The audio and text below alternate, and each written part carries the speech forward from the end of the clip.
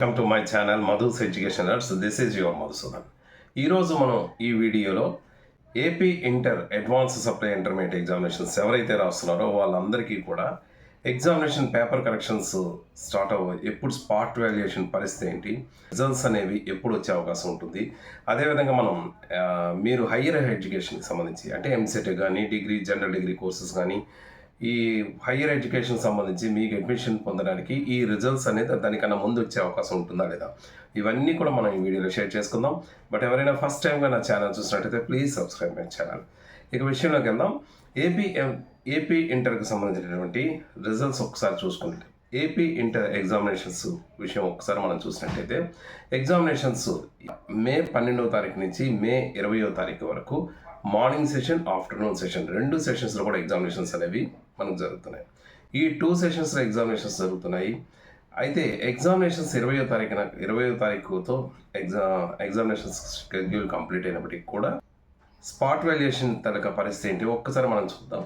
Spot valuation అనేది మనకి 2 స్పెల్స్లో start చేశారు. అంటే యాక్చువల్గా స్పాట్ వాల్యుయేషన్ కూడా చాలా తక్కువ స్పెల్స్లో చేస్తున్నారు.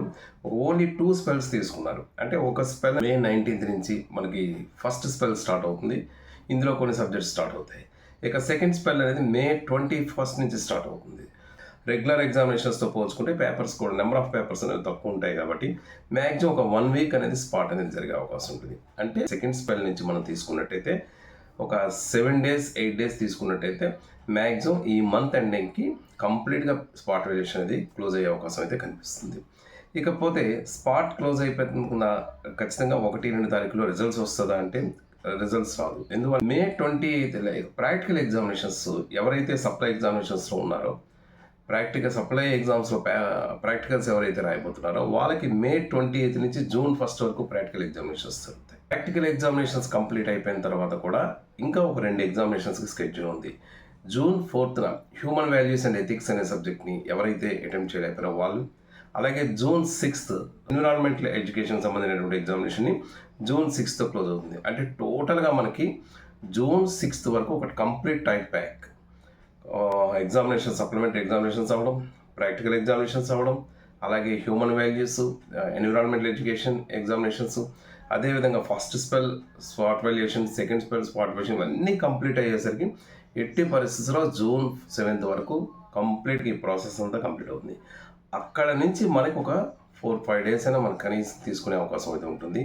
అంటే ఇంకా డిలే చేయకుండా వీలైన తొందరగా రిజల్ట్స్ ఇవ్వడానికి అవకాశం అనేది ఎక్కువ ఉంటుంది. జూన్ 2nd వీక్లో ఎక్కువ రిజల్ట్స్ వచ్చే అవకాశం ఉండొచ్చు. ఎందువల్లంటే మనకి హయ్యర్ ఎడ్యుకేషన్ కానీ స్టూడెంట్స్ కోసం ఎటువంటి ఆటంకం లేకుండా రిజల్ట్స్ని ఎర్లియస్ట్గా మనకి ఎంత ఎర్లీగా అయితే అంత ఎర్లీగా ఇచ్చే అవకాశం ఉంటుంది. కాబట్టి మ్యాక్సిమం జూన్ 2nd వీక్లోకి రిజల్ట్స్ వచ్చే అవకాశం అయితే ఉండొచ్చు.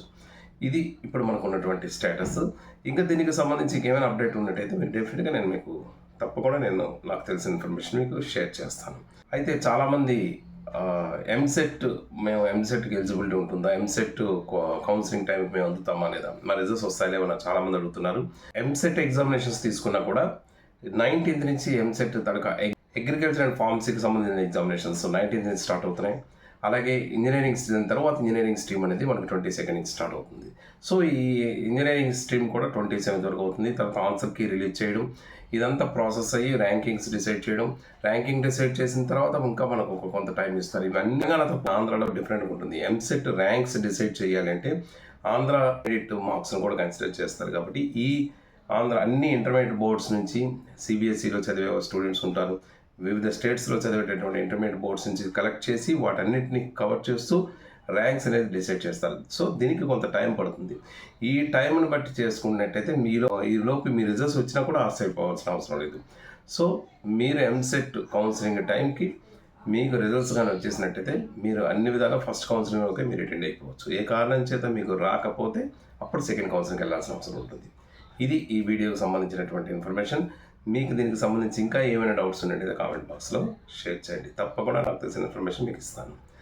అదేవిధంగా ఈ వీడియో కానీ మీకు నచ్చినట్టయితే please like, share and comment on this video. Thank you so much for your watching. This is your Madhusudan. Thank you.